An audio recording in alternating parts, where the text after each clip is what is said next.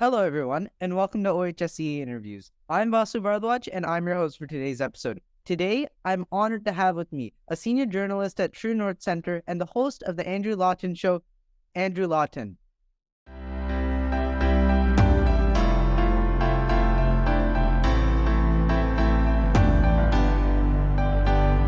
Andrew, how are you? Hey, I'm good, Vasu. How are you doing? Thanks for having me on. Good, good. How does it feel to be on the other side of this for once? I like it actually because when I'm interviewing people, I have to do all the research and the prep. But when I'm being interviewed, I don't think there was homework beforehand that I needed to be aware of. So I just surrender myself to you and your questions, and I'll try to do the best I can with them. For sure, for sure. We really thank you for your time today. It's really an honor to have you on. OHSC interviews started to connect youth to politics. And to be honest, it was modeled after your show to get more people to get a perspective on politicians. So it's really an honor to have you on here, Mr. Lawton. And we really Thank look you. forward to hearing about the answers to our questions. Well, I really appreciate that. And look, I mean, the reason I do what I do is because I think conversations with people, whatever their beliefs are important. So I'm glad you've taken the torch and are doing this. 100%. So I want to start off this interview by asking, how'd you kind of get started in politics?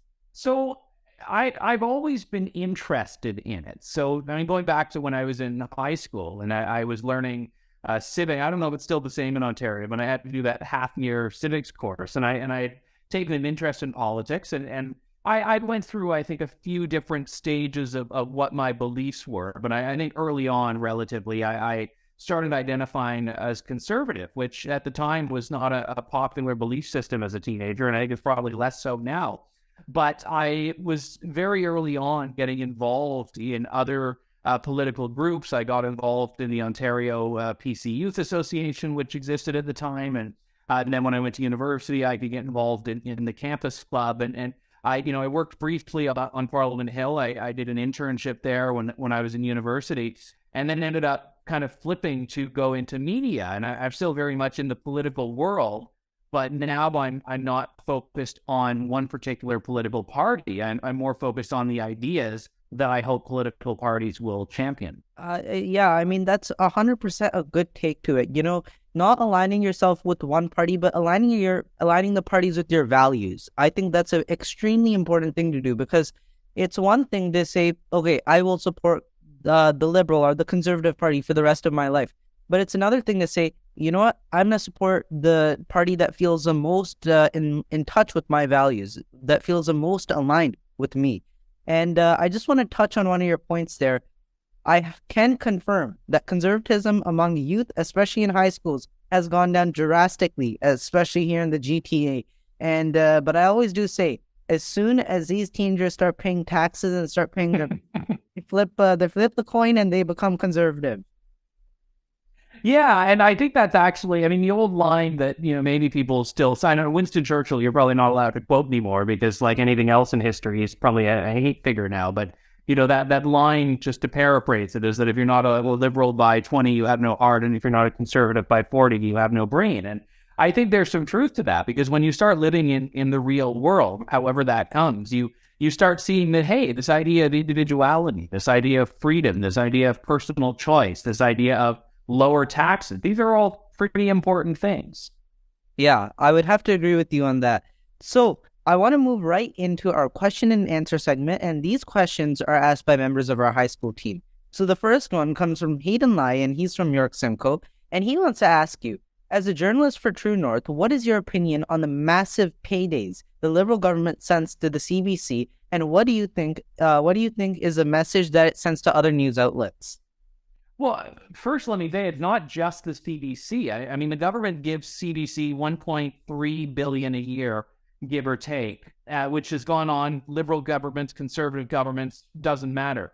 But under the Trudeau government, they started giving hundreds of millions of dollars to other media, to newspapers, as part of this so-called tax credit, but it's really just like a slush fund to keep the mainstream media alive with a business model that isn't quite profitable for them. So I think that what's happening right now is you're seeing this divide into government media, government approved media, and independent media. And then I'm with True North, which has always been proudly independent media. We don't rely on government bailouts. We rely on donations from people who support the work that we are doing. And I've always taken what is a pretty mainstream conservative or libertarian view on this, which is that if people want a product, they have to be the ones to support it. And if you look at CBC's viewership numbers, people don't watch it. People actually do not watch CBC News. People do not watch CBC entertainment programming. People sometimes read CBC's news website, but generally speaking, they're not getting much original content there that isn't being produced by other outlets. So what you have happening here is government propping up what would be a failing business under any other environment. And my issue with CBC is not about their content. My issue is that we are paying for that content, whether or not we want to consume it. Yeah, I mean, I would have to agree with you there that media should not be government funded, whether it's conservative, liberal, whatever party it is. I personally believe that because, to be honest, it may promote an internal bias within that. And it's okay for media to have a bias, but to be promoted by government money, that's a whole nother issue, right? And I would 100% agree with you there. I mean, Pierce said it best when he said, we're going to sell the CBC building, and he looks forward to the day the family moves into the new home. So turn CBC into government housing. Rosie Barton has to, get out of her office because there's going to be a 2-bedroom apartment. Yeah. So I want to move on to our next question, and this is asked by Tippy Tech, and he's from Windsor West, and he wants to ask you, have you encountered cultural and/or political correctness on what you've reported on? And if so, how have you dealt with these situations? Oh, that is a really good question. Now, I'll say sometimes I'm reporting on the political correctness. So it's not just encountering it, but it's actually running into it head first. And I think examples of this are people that have been victims of cancel culture, people who said something or they tweeted something, or in some cases were accused of doing something and their life gets uprooted and upended because of it. So I've certainly covered those stories. I'm trying to think of a recent example. There are silly ones that come up. Like, years ago, there was a big debate about whether you can call fishermen or if it needs to be gender neutral. And what was funny is that you had all of these woke activists saying we need to call them fishers or fisher people. And women in the fishing industry were saying, no, we're proud to be fishermen. We don't want you to change our name. So the one thing I find with political correctness in general is that a lot of the times it's not as widespread as it looks. The issue is that you've got a small and very loud group that's trying to change language and change words, and other people are too scared to speak up. So I sort of take this as a bit of a challenge, being an independent journalist, and say I'm actually not going to allow people to rename things. I'm going to become part of this. And one example that I can give that's very specific is the use of the word far right. So far right doesn't really mean one thing. It depends on who you're talking to. Like if I'm talking to some like really radical lefty socialist, they may think that anyone who supports lower taxes is far right. If I'm talking to someone who is a conservative, they may view far right as being someone that's like really extreme, maybe racist, radical. So words that mean different things to different people, you have to be very careful about using. I've seen in media coverage, journalists apply the far-right label to the Freedom Convoy. I've seen them apply the far-right label to me and to True North and to other people like that. And in the cases of True North and I, when we've challenged them, they remove it because they realize they were busted and they were caught. And I think that's a bit of a lesson there, is that language is important. And the reason political correctness was so powerful is because you had people on the left that realized the power of language and said, we're going to start changing language and saying, you can't use this word, you can't use this word. And when you do that enough, you're left with not actually having the language to describe what the world is going through and to articulate your position. So I've tried to just in general be very careful about how to use words and not letting people redefine words, at least not without a fight. I mean, anyone who disagrees with that is like, political correctness doesn't just stop at language. I mean, for example, look at what's happening in our major cities, Vancouver, Toronto. If you look at America, San Francisco, right? This political correctness saying that Okay, well, like for example, the people who are doing drugs, we should open up safe injection sites for them, right? We should coddle them up, right? And like it's a continuous pattern with these people, Mm-hmm. even political correctness, and this woke culture that just get things wrong, and they're not in line with the common folk and the common people and what the common people believe, right? It's a very it's a concentrated group, and they want to fear. They want to promote fear among the people. They want to um go based like even with let's just take the drug example, right? Needles are being found on the corners of the streets, right? And for example, let's say I back like 5 years ago, if I'm just trying to play with a couple of friends and I discover a needle, think about what type of damage that can cause, right? Think about the people who are approaching, right? All these kinds of people in Toronto, right? Under drug use because of these safe injection sites. I mean, political correctness doesn't just stop at language. And I think with the poly of government, we will help to reduce the amount of political correctness and wokeness we have here. Well, I think you're right that it's more than language. I mean, look at the term itself, political correctness. It supposes there is a correctness. There is one correct way to speak, one correct way to act, and one correct way to think. And anyone who deviates from that is politically incorrect. And this is where you get into, the stuff like cancel culture and all that. And I think you're right. And when you talk about the drug issue, which is such a huge issue facing cities, I think you actually see this dynamic. And I think what's at the core of it a lot of the time is that the left really likes to create groups of victims. And they really like to say that these people are off limits. You can't criticize these people. You can't criticize this group because they're victims. And people who are dealing with drug addiction, homelessness, they are, in many cases, victims. They're victims of mental illness. They're victims of personal trauma, family trauma. They're victims of a lot of things. But that doesn't mean we can't deal with the issues that sometimes are victimizing other people in communities. And I think when you try to view things the way that they do, which is, no, they're a group that is off limits, it really writes off the experiences of other people. And you talk to anyone who lives downtown, anyone who has to work downtown, people that take public transit, they're all seeing an issue right now that a lot of politicians are too afraid to address. I would 100% agree with you there. And I want to go back to one thing you just said about how political correctness is just about defining one way of being correct.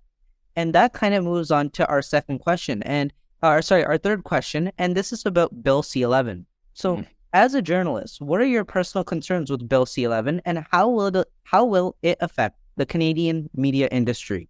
Well, how much time do we have? I had a long question. I'll try to condense it here. So what C-11 does is extends the CRTC's regulatory capabilities from TV and radio to the internet. And not just the internet providers, like, what speed Rogers has to give you a modem at, but content, internet content. So what you see on YouTube, what you see on Netflix, what you see on Crave or whatever other streaming services people are using.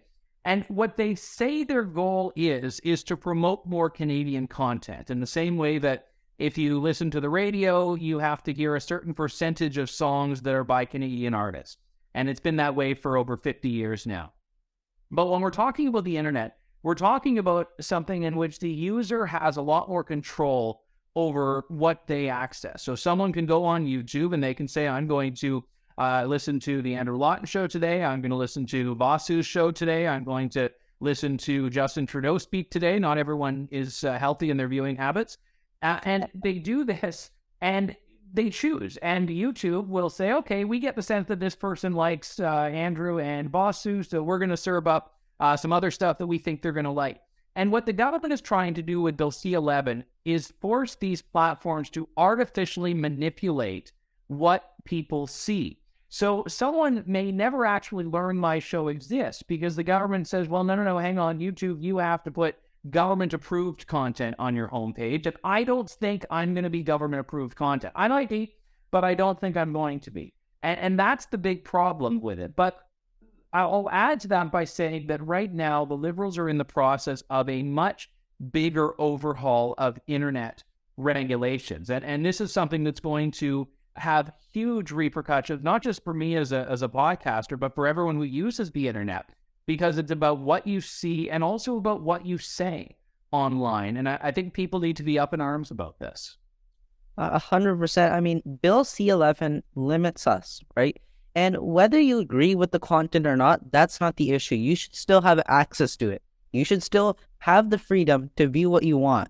And this just comes down to the issue saying that government wants to infiltrate on our rights, on our freedoms. And it isn't a single time this has happened with this government. I mean, look at, for example, the vaccine mandates, right? The vaccine, things like that.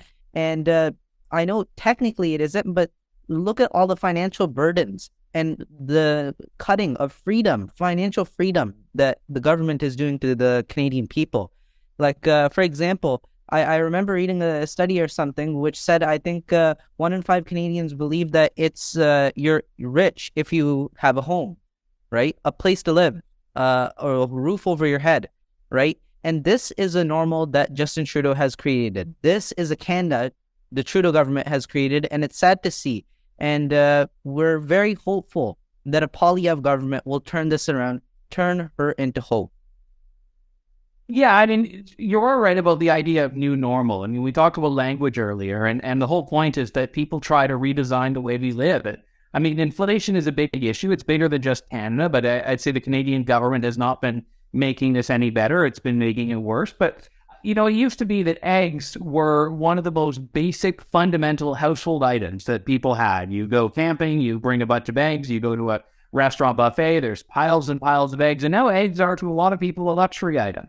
And I don't particularly like eggs, so I don't really care about the price of eggs personally, but I care about what it does to people.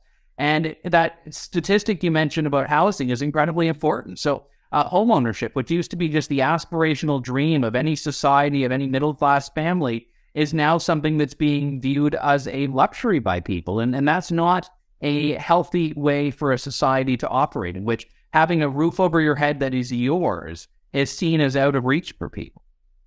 Yeah, for sure.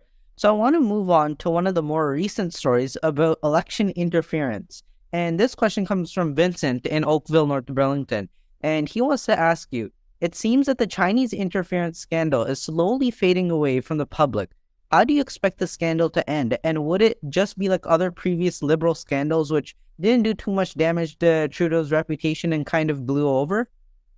Well, this is the fear. And we go back to the questions that I answered earlier, which we were talking about media. And the media has oftentimes a one-track focus. And even when the media is being very critical of the Liberals for something, they focus on one thing exclusively for a period of time before the next thing comes along. And that's, I think, largely how a lot of Canadians are. We don't have the bandwidth to deal with just 20 different things. So, you know, remember when Russia's war in Ukraine was the big news story for a couple of months? It was everywhere, every day, everywhere you go. And now it's like, oh yeah, that war's still going on. And I'm not saying that it should be that way. I'm saying that it is that way. We talked about the Freedom Convoy, and then the Freedom Convoy left Ottawa. We moved to Russia. We talked about Russia. We moved on from that and went to talk about something else. And scandals are no different. So even when something is really big front page news, like the SNC-Lavalin scandal, the Weave scandal, Justin Trudeau's vacation in the Bahamas with the Aga Khan on his island, and this, eventually people move on to the next thing, whatever that is. So right now, I think people are focusing on it, but there's going to come a time at which we'll have to move on from it because we'll be told something else is going on. And I think this is something that we've seen time and time again in Canadian politics, specifically benefiting Justin Trudeau. Yeah, I mean, 100%. I mean, this Chinese interference in our elections, I mean, it's nothing new. This happens with many other countries, with other communist and dictatorships like Russia as well, interfering in our elections. But it's the fact that the government knew, right? It's the fact that they knew and they did nothing. High-ranking Liberal MPs, they knew. They, like, for example, the story of the two Michaels, right? Think about that for a second. I want the people to the show, think about, you could have been free, sitting in a jail cell at 300 days, but you sat in a jail cell for 2.5 more times just because of a Liberal government, just because of a Liberal MP. I mean, it's so sad to think about what society has come to, what this Liberal government has come to, and the fact that not enough light has is being shed on these issues, right? And the fact that, it's just all about, okay, this is a headline topic of today. Let's move on to something else tomorrow, right? These issues are important and they should still be updated to Canadians, and there should be real-time access to information like this.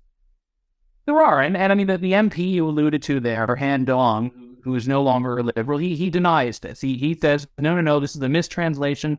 I never said China should delay releasing the two Michaels. So again, we can't say definitively that they would have been released had it not been for this one guy. But I think you are right to point out that fundamentally, we know what China is. We know what they're about. We know how they operate. The issue is how the Canadian government responded, or did he respond to that? And we can really look no further than Justin Trudeau's own comments on this. At first, he said, no, I was never really briefed about this. And then, I was briefed. And then he called reporters misinformation who were writing about it. And now he said, no, absolutely, I was talking with this and we've been actively engaged. So he can't even keep his own story straight about whether this was a big deal that his government was responding to in kind. Yeah, I 100% agree with that. So I want to move on to the final segment of our show called Advice for the Next Generation, where we're going to be talking about youth involvement in politics and more. So I want to ask you, what should young high school conservatives do in order to get more politically active? And what is one piece of advice you'd like to give them?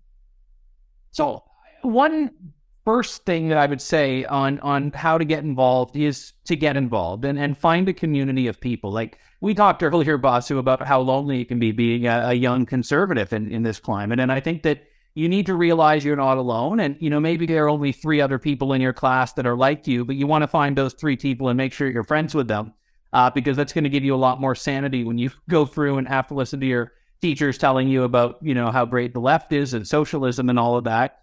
So find a community, find it early. One practical bit of advice I'd say is to choose your battles. I remember when I was, a young conservative. I'm still conservative. I'm not as young. I wanted to pick every fight that came along. If someone says something, that I disagree with, I want to go for it. And it's not to say that it's not worth having that sometimes, but you got to be careful about it because you don't want to get to a point where your teachers are punishing you because you think the wrong way. But if they do punish you for thinking the wrong way, let me know and we'll do a news story about it at True North. So that's the practical advice. The more fun advice I give is really engage with why you believe what you believe. So when I started out on my political journey, I knew that I aligned with this thing called conservatism. And I, then said, okay, Stephen Harper's coming to town. I want to go hear Stephen Harper speak. And I did that. But what it took time for me to do was to really start figuring out exactly why I felt that way. Okay, why does it make me sort of cringe when people talk about higher taxes? Why does free speech matter to me? And you are miles ahead of where I was at your age, and I can tell from your questions just how insightful you are and how much you have thought about that. But I would encourage you and everyone listening to continue with that, because the way you win an argument with someone is not by just stating your position. It's by explaining why that position makes the most sense. And I think that if you are confident enough in your beliefs, you know that your beliefs will win out in a debate, but you need to have done that little mental work of why you believe that, not just that sort of gut feeling that we all have to follow. Yeah. I want to touch on one thing, explaining why you believe in it, explaining it, right? Mm-hmm. That I don't think Liberal would ever win an argument because they can't ever think of an explanation. All they do is just talk about the point. Well, or they talk about their feelings instead of their thoughts. That feels wrong. That feels, like it's wrong. And the appeal to emotion versus the appeal to reality. 100%. So I really want to thank you for your time today. We really appreciate you being here with us, and we wish you well in the future. Well, thank you. It was an absolute pleasure. Thank you.